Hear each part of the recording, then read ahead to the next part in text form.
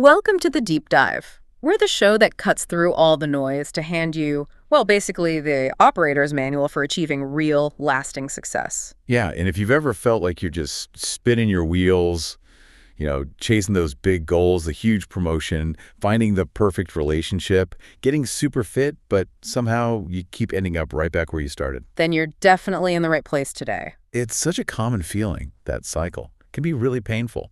We're sort of wired, I think, to look for the quick fix, aren't we? The lottery ticket, the magic pill. The one thing that'll change everything overnight. Exactly. But look, if those kinds of secrets really existed, wouldn't we all be massively successful by now? That's the core mystery we're really tackling today, isn't it? Why do the real secrets to achieving, radical success seem almost, well, too simple? And yet almost everyone ignores them. It's fascinating. We've pulled together some really powerful source material for this, all really rooted in the foundational work of Darren Hardy's The Compound Effect.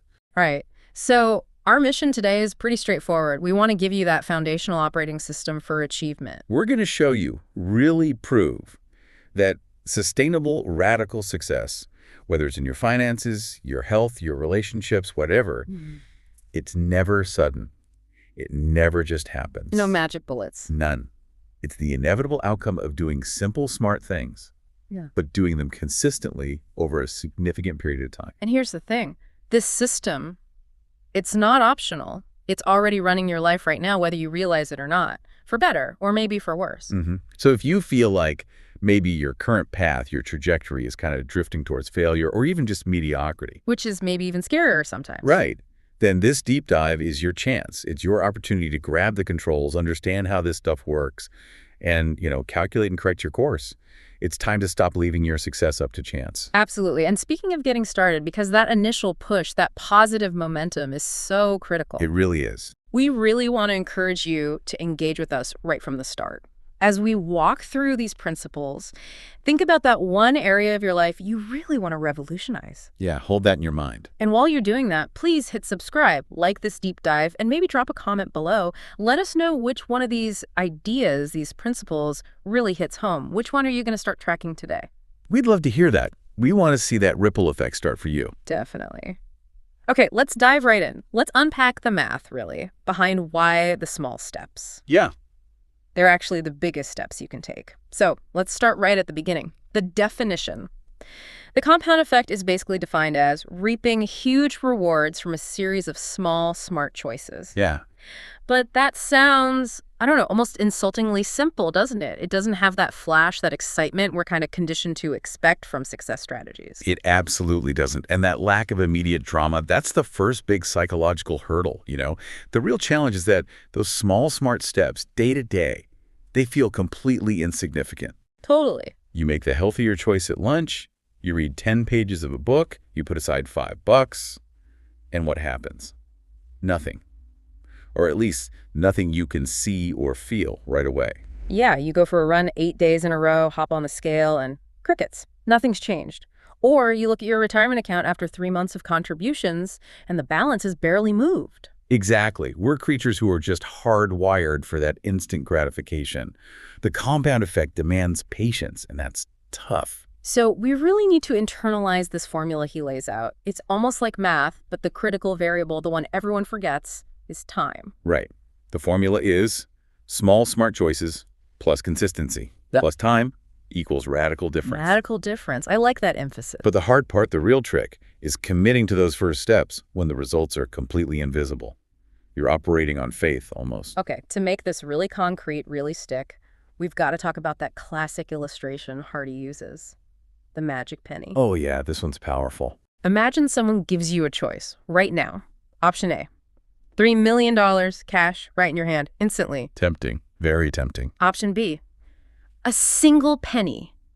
But this penny doubles in value every single day for 31 days. What do you choose? Well, most people, they hear $3 million and their eyes just glaze over, right? They start thinking about the car, the house, paying off debt. The immediate stuff, the seductive reward. Exactly. Meanwhile, the person who chooses the penny, they're facing a huge psychological battle, especially at the start. Let's track that struggle for a second. Day 5, what's the penny worth? 16 cents? 16 cents, your friend's already shopping for yachts. Right. Day 10 rolls around, you're up to $5.12, still not exactly setting the world on fire. Not even close. And this is important. Even after 20 full days, that's 2/3 of the month gone. The penny person only has about $5,043. $5,000. Meanwhile, Mr. 3 million cash is probably sending you postcards from his vacation, laughing about your magic penny. And this right here, this is why people quit. For 20 days, your logical brain, your impatient brain, is screaming, "This is pointless. These tiny actions aren't working. You're losing." Our inner caveman brain wants that immediate reward, that immediate survival boost. Sustained, delayed gratification feels totally unnatural, agonizing even. But compounding, it's not linear. That's the key. It changes everything, but only late in the game. That's what he calls the crossover point. Where the invisible magic suddenly becomes very, very visible. And it happens fast. So get this.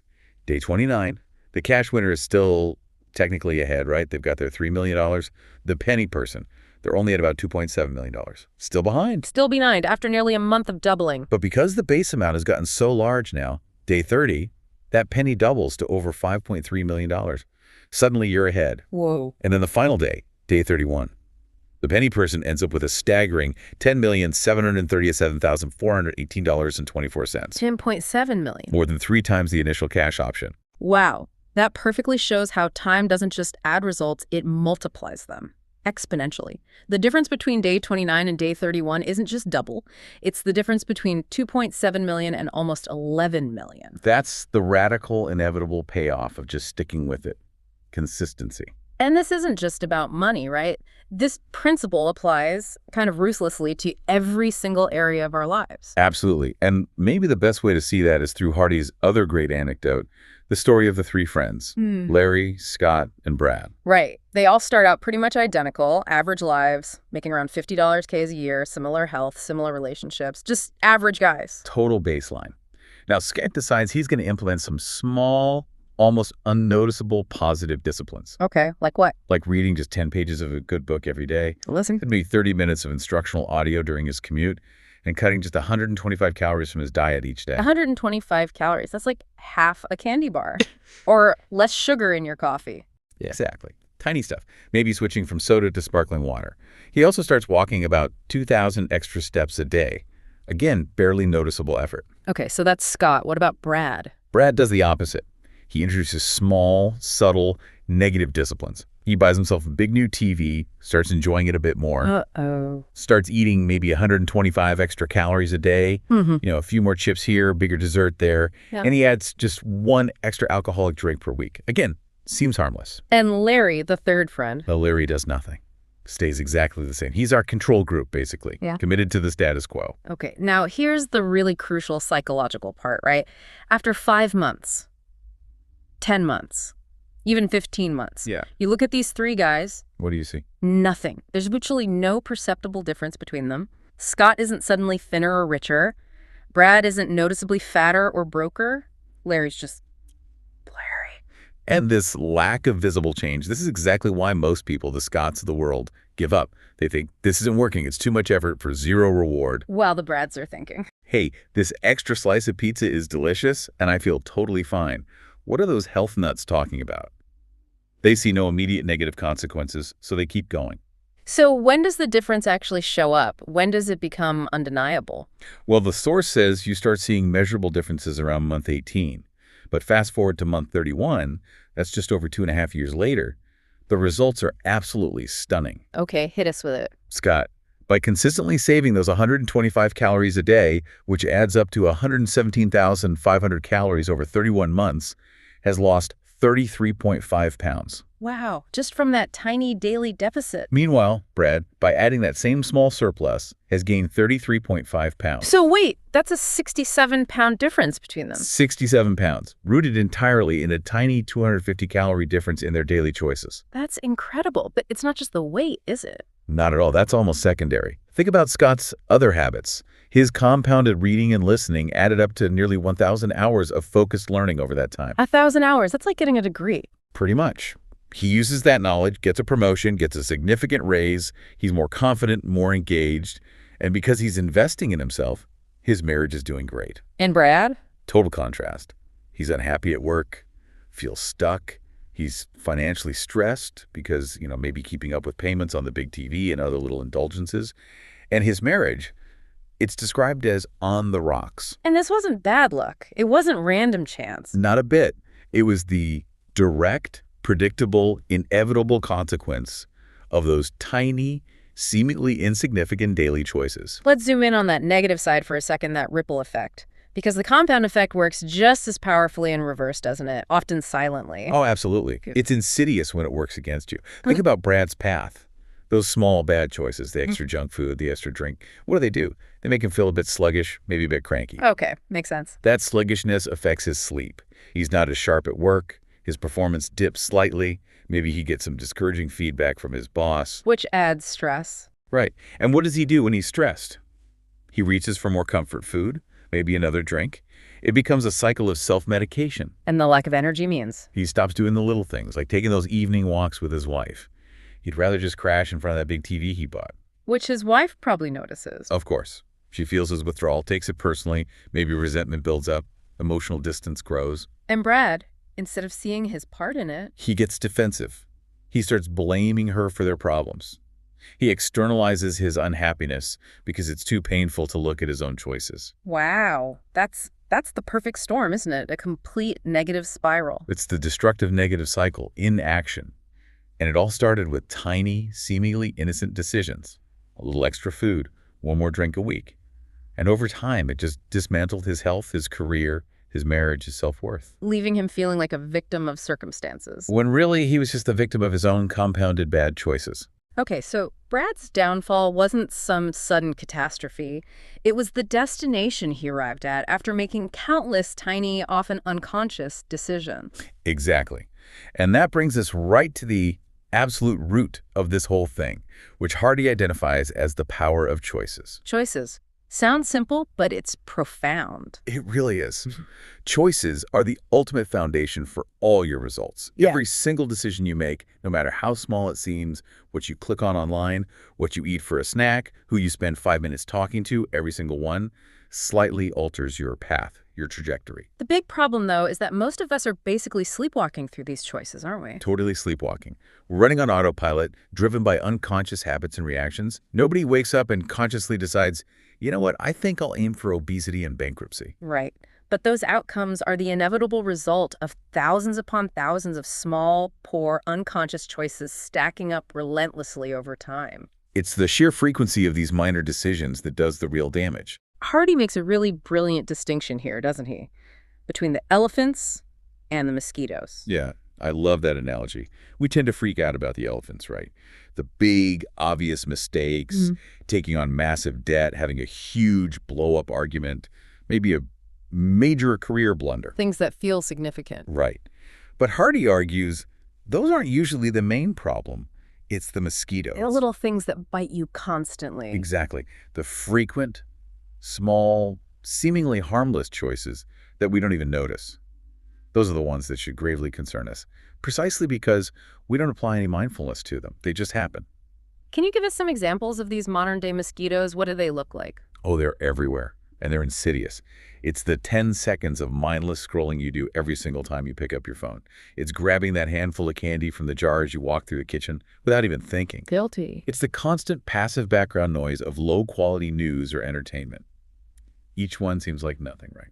A tiny bite. Just a little nick. But these mosquitoes suck tiny amounts of your time, your focus, your energy, your money. And because they happen 50, maybe 100 times a day, they compound into massive life-altering consequences down the road. Okay, so if these mosquitoes, these unconscious choices, are the real enemy, what's the first step to fighting back? How do we swat them? The absolute first non-negotiable step is taking 100% responsibility, full ownership. That sounds potentially uncomfortable for a lot of people. It is. It requires a radical shift in mindset. You have to fully internalize that lesson from Jim Rohn, the 1000 principle. Be willing to give 100% effort, 100% responsibility, with zero expectation of return or help from others or the universe. Zero blame game. Zero blame. Yeah. Period. If you catch yourself blaming the traffic because you're late, or blaming your spouse because you're in a bad mood, you are literally giving away your personal power. You're saying, I'm not in control. And the moment you blame something external, you've declared yourself powerless to change the outcome, right? Precisely.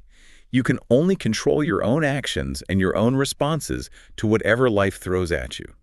Taking 100% responsibility is how you reclaim that control, that agency.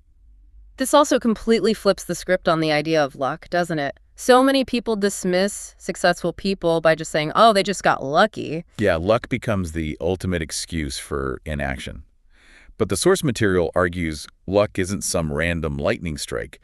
It's something you can actually manufacture. Ow. Richard Branson said something like, luck is all around us, but you have to be prepared to see it and then actually do something about it. Hardy gives a clear formula. Luck equals preparation.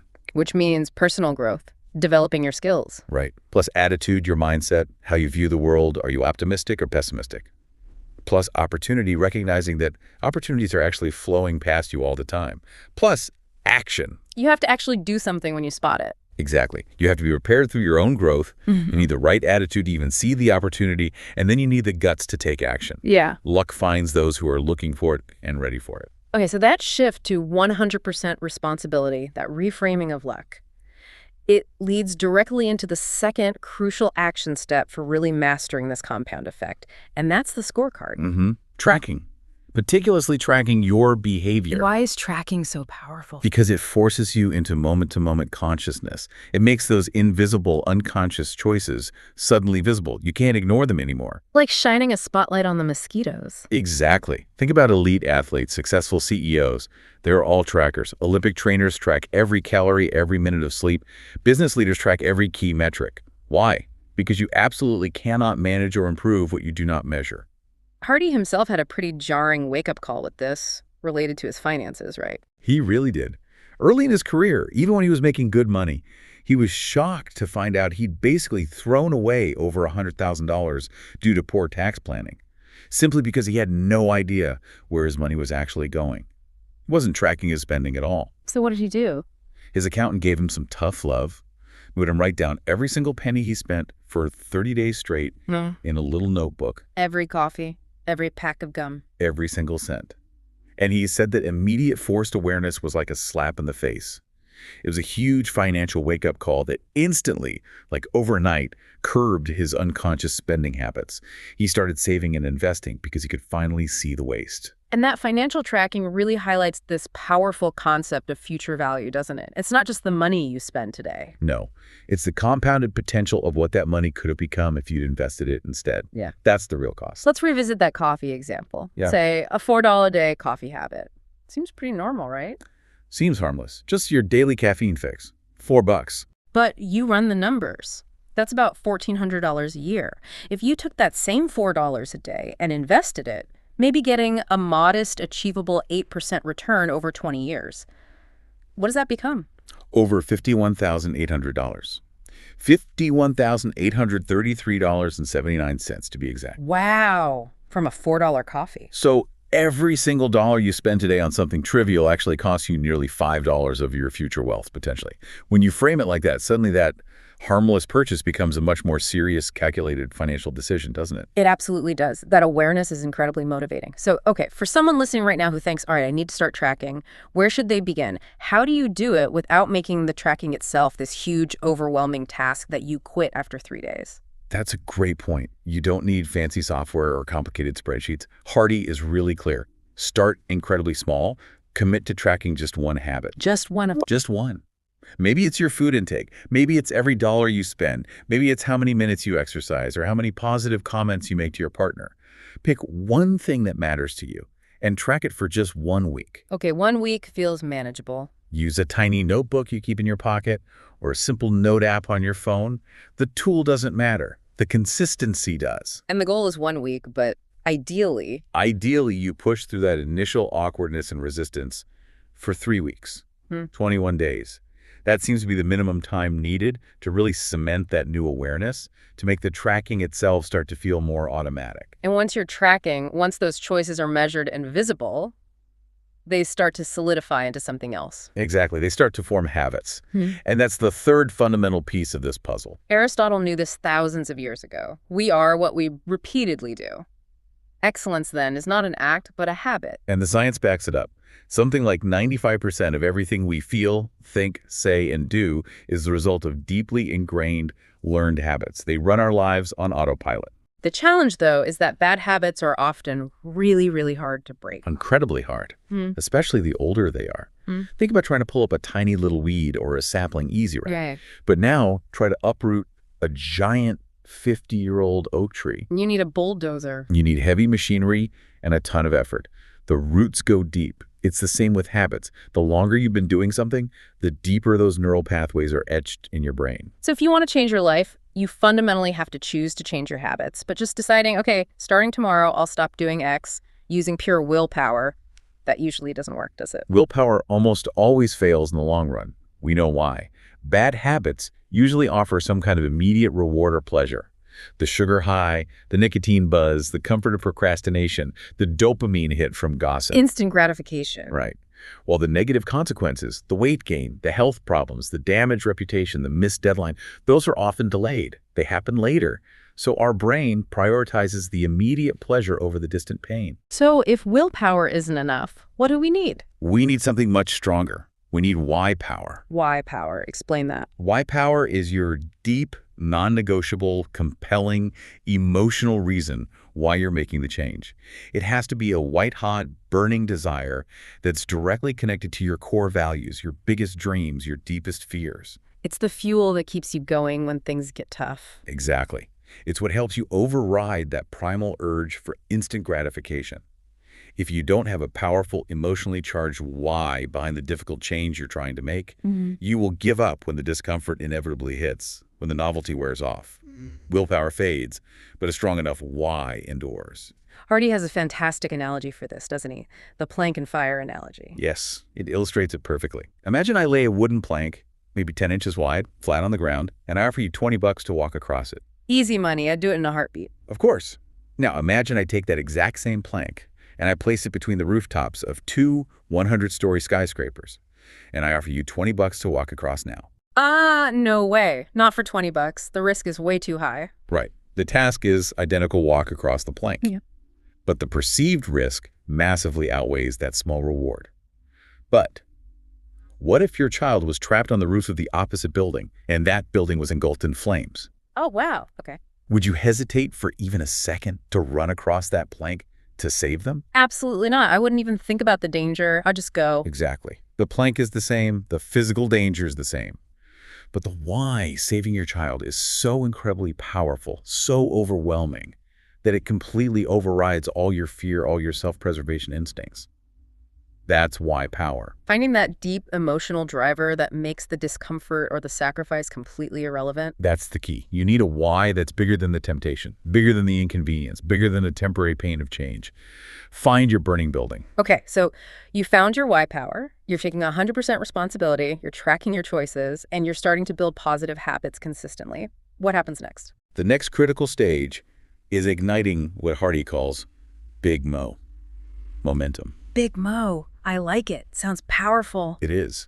This idea comes straight from physics, actually. Huh. Newton's first law of motion, the law of inertia. An object at rest stays at rest. Exactly. And an object in motion stays in motion. Couch potatoes tend to stay couch potatoes. People stuck in a rut tend to stay in that rut. It takes a huge amount of initial energy to break that inertia. Like a space rocket taking off. Perfect example. A rocket uses the vast majority of its fuel in just the first few minutes of flight, right? Just to overcome Earth's gravity and get moving.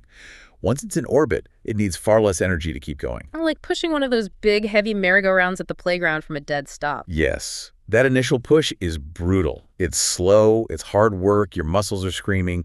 But once you get it spinning, momentum takes over. Suddenly, it's almost effortless to keep it going with just a little nudge here and there. So how do we build that big mo in our lives?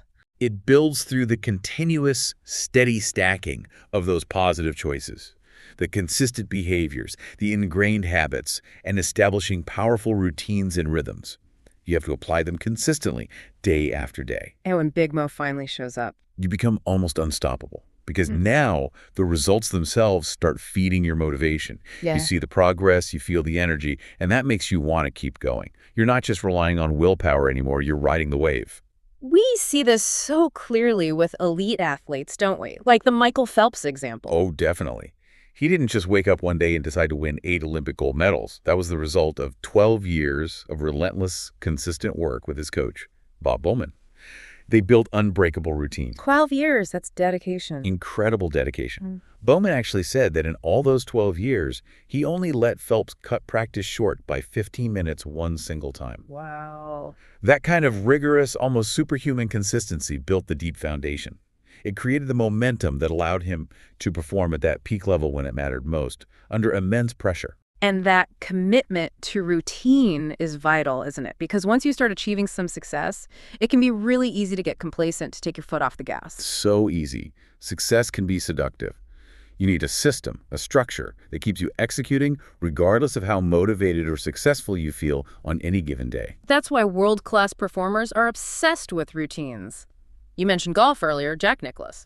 Famous for his incredibly precise pre-shot routine.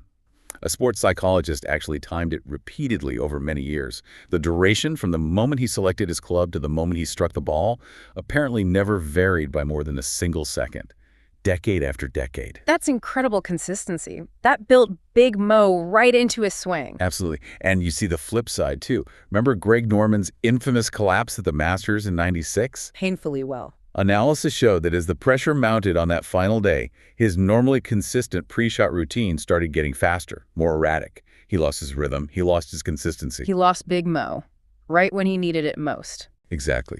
So the lesson for us, if you want that kind of reliable, high-level performance in your own life, you need to establish powerful routines. And Hardy specifically recommends you bookend your days. Bookend your days, meaning? Meaning you take conscious control of how your day starts and how it ends. You might not be able to control all the chaos and unpredictability that happens in the middle. Work emergencies, family stuff. Right. But you can control the first hour or so after you wake up and the last hour or so before you go to sleep. Hardy shares his own bookend routines, doesn't he? What do they look like? They're very specific. His morning routine, for example, actually starts the moment his alarm goes off.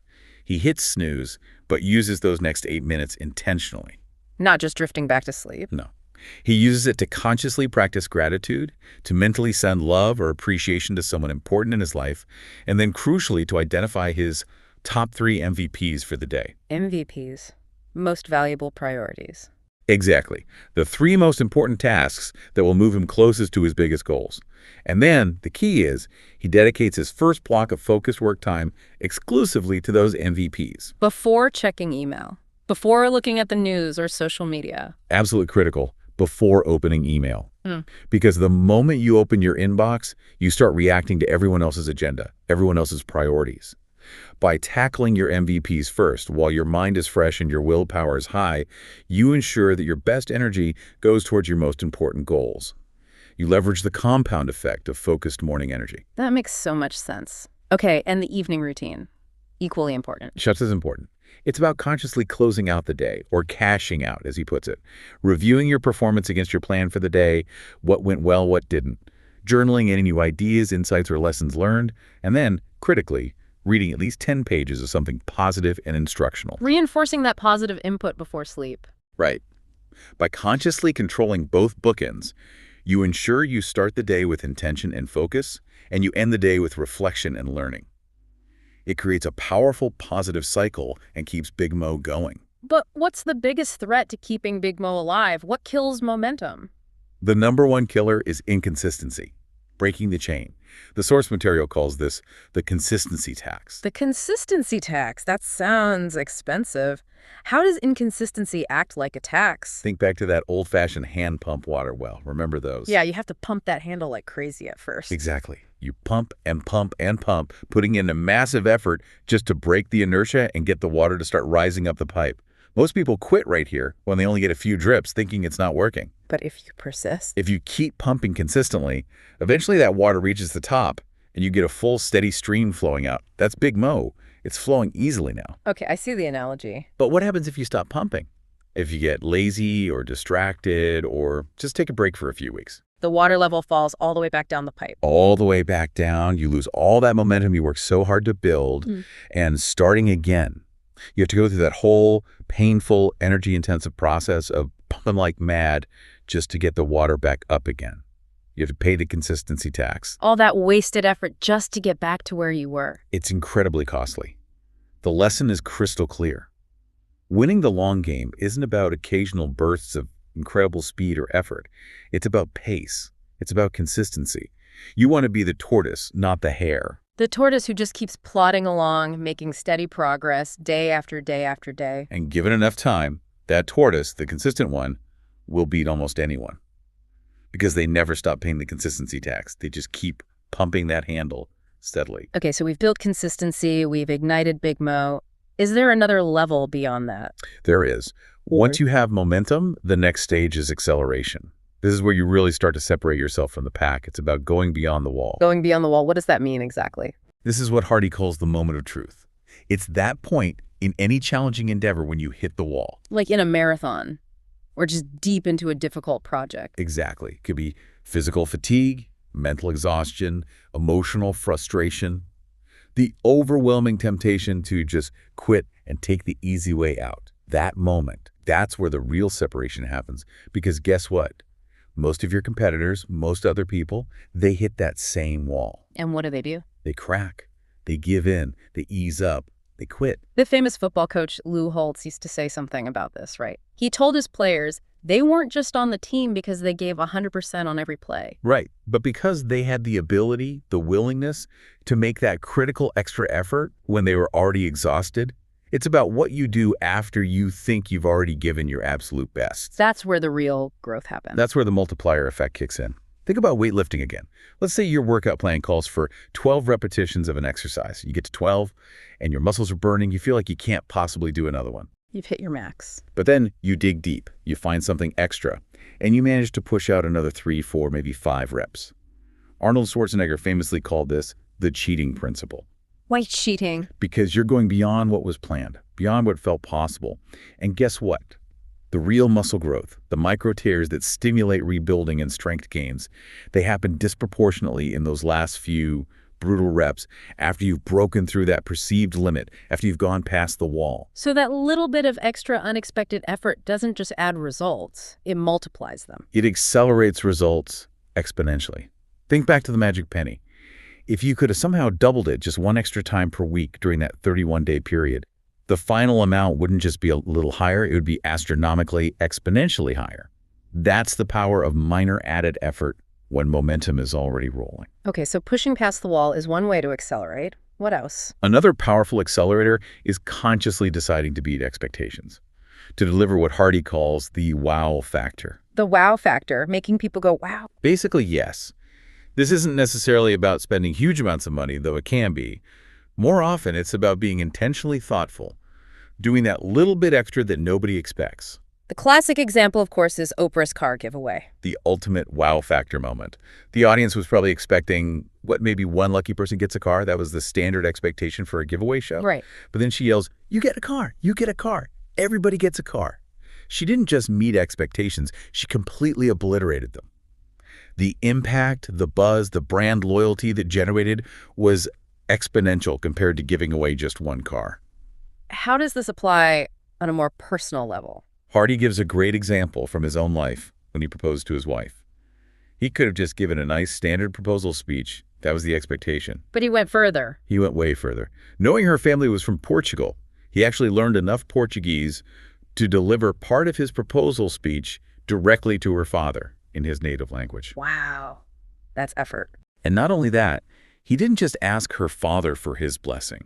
He individually called all 5 of her brothers as well to ask for their blessing too. Again, way beyond expectations. These were relatively small, personalized extra efforts in the grand scheme of things.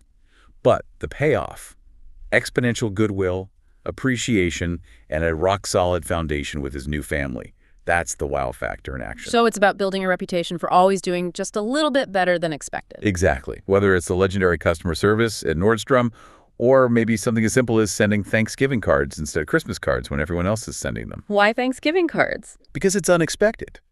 It arrives when people aren't drowning in holiday mail. It stands out.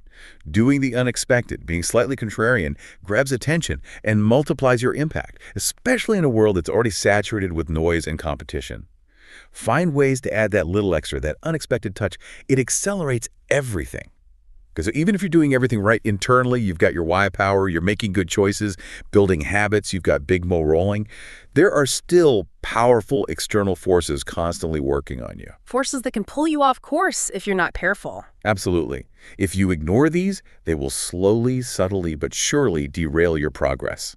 Hardy identifies three main categories of pervasive external influences that you absolutely must manage proactively. He calls it the triad of influence: input, associations, and environment. Input, associations, environment. Okay, let's break those down. Starting with input. This is basically garbage in, garbage out, right? What we feed our minds. Precisely. In the 21st century, managing your mental input is a constant, relentless battle. Why is it such a battle? Because your brain, fundamentally, has its own agenda. Its primary mission, hardwired over millennia, is survival. And what does survival mode focus on? Threats, danger, problems. Exactly. It's always scanning for lack and attack. It's drawn to negative news, to worry, to fear, to potential threats.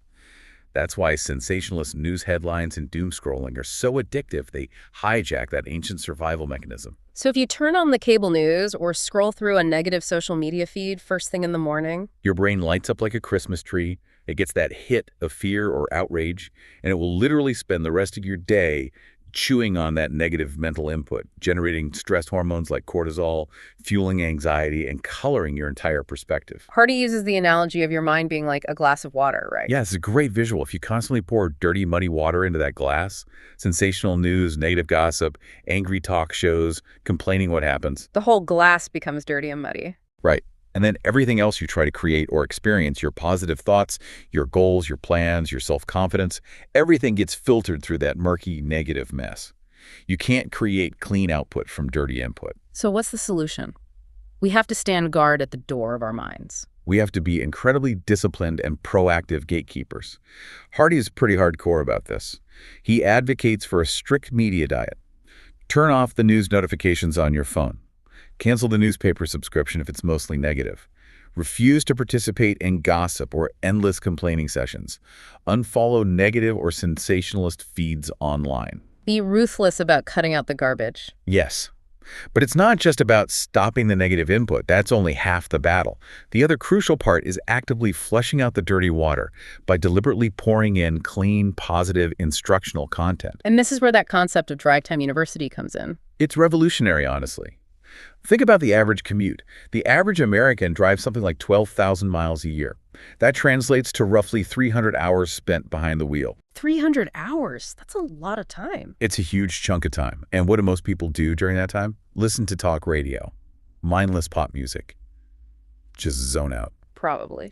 Imagine if, instead, you made a firm commitment to listen exclusively to positive, instructional audio content during your commute. Audiobooks, courses, deep dive content like this. Turning your car into a classroom on wheels. Exactly. Drive Time University. If you utilize those 300 hours per year for focused learning, you can gain the knowledge equivalent of roughly 2 full semesters of an advanced college degree every single year. Just from your commute. Just from transforming that dead time into learning time. That single commitment, that consistent positive input, will exponentially separate you from the masses over time. It's a massive competitive advantage. Okay, so managing input is critical. What's the second major external influence? Second one is associations. This is all of the people you choose to spend your time with. Ah, the old saying. Show me your friends and I'll show you your future. It's not just an old saying. It's backed by research. Dr. David McClelland at Harvard did studies suggesting that your primary reference group, the people you hang out with most, determines as much as 95% of your success or failure in life. 95%, that's huge. It's staggering. You literally become the combined average of the 5 people you spend the most time with. Their income levels, their health habits, their attitudes, their conversation topics. You absorb it all, often unconsciously. So if your 5 closest associates are constantly eating junk food, complaining about their jobs, and watching reality TV. Guess what? You're likely going to drift towards those same behaviors and attitudes over time. It's not usually a dramatic shift. It's more like being caught in a very gentle ocean current. You don't even realize you're drifting, but eventually you look up and find you're half a mile down the beach from where you intended to land. Wow. The influence is that subtle but powerful? Incredibly powerful. Therefore, if you genuinely want to improve your health or your income or your attitude, You must take a hard, honest look at your current associations and be willing to make changes. Hardy suggests 3 specific strategies for dealing with associations, right? Starting with maybe the toughest one, dissociations. Yeah, this is the hardest one. Dissociation means consciously deciding to break away completely, or almost completely, from negative influences. People who are dragging you down, who are toxic, who consistently reinforce bad habits or a victim mentality. That can be incredibly difficult, especially if these are family members or friends you've known forever. Agonizingly tough. And what makes it even harder is that sometimes the people closest to you might unconsciously resist your efforts to improve. Why? Because your success, your decision to change, implicitly shines a spotlight on their own poor choices or lack of progress. It makes them uncomfortable. So they might try to sabotage you or pull you back down. Sometimes, yeah. Maybe subtly, maybe overtly. You have to recognize that their resistance often isn't really about you. It's a reflection of their own inertia, their own fears. But you still have to protect your own trajectory. Okay, so dissociation is the extreme. What's the next level? The next strategy is limited associations. This is for people who aren't necessarily toxic, but maybe they just don't align with the direction you want to go. Hardy says some people you can maybe spend 3 hours with, but you probably shouldn't spend 3 days with them. You consciously limit the dose of their influence. Exactly. Huh. You have to decide how much exposure you can afford based on their dominant traits, their energy levels, their conversation patterns. Be intentional about the time you allocate. And the third strategy, this one sounds more positive. It is. This is expanded associations. This means deliberately seeking out and spending more time with people who already embody the qualities, success, or attitudes that you aspire to have. Finding positive role models and influences. Yes. And this is where mentorship becomes incredibly valuable. But it doesn't always mean finding one formal mentor you meet with regularly. How else can you expand associations? Think about Darren Hardy himself. He considered the speaker Jim Rohn his primary mentor for years. But he said something like 99% of that mentorship came simply from listening to Ron's audio programs relentlessly during his commutes. So you can find mentors through their work, books, podcasts, courses. Absolutely. Immerse yourself in the thinking and wisdom of high achievers. You can also actively seek out a peak performance partner. Like an accountability buddy. Kind of, but maybe a step above. Hardy talks about his regular Friday check-in calls with a fellow high achiever. They hold each other accountable, ask the tough questions, celebrate wins, strategize challenges. It's someone committed to mutual growth, operating at a high standard. Having that structured check-in forces you to stay on track during the week. Totally. It leverages the power of positive association to maintain momentum and high standards. Even hiring coaches, like Harvey Mackay reportedly having 20 different coaches for various areas of his life, is a form of expanded association. You're buying access to expertise and accountability. Okay, input and associations are huge. What's the third leg of this external influence triad? The third one is your environment. This encompasses your physical surroundings, your workspace, your home, but also the level of clutter, disorganization, or general chaos you tolerate around you. How does our physical environment impact us so much? Well, on one level, your environment can be a powerful source of inspiration or aspiration. Hardy tells that story about when he was starting out, he used to drive over to the really affluent area of Tiburon near San Francisco, Why? just to park his car, sit on the wharf, and look up at these spectacular multi-million-dollar houses perched on the cliffs. He even picked out one specific blue house that became his ultimate dream home. And seeing that physical representation of his goal. It constantly fueled his ambition. It made the dream tangible, visible. It motivated him to go back and work harder, make those calls, push through the rejection, because he had that clear picture of the environment he was striving for. Changing your view literally changes your perspective and your drive. It's like that analogy.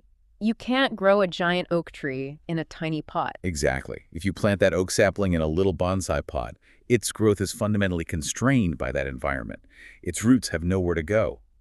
To reach your full potential, sometimes you have to consciously transplant yourself, get out of a limiting or negative environment. But environment isn't just about the physical place, is it? It's also about what we put up with.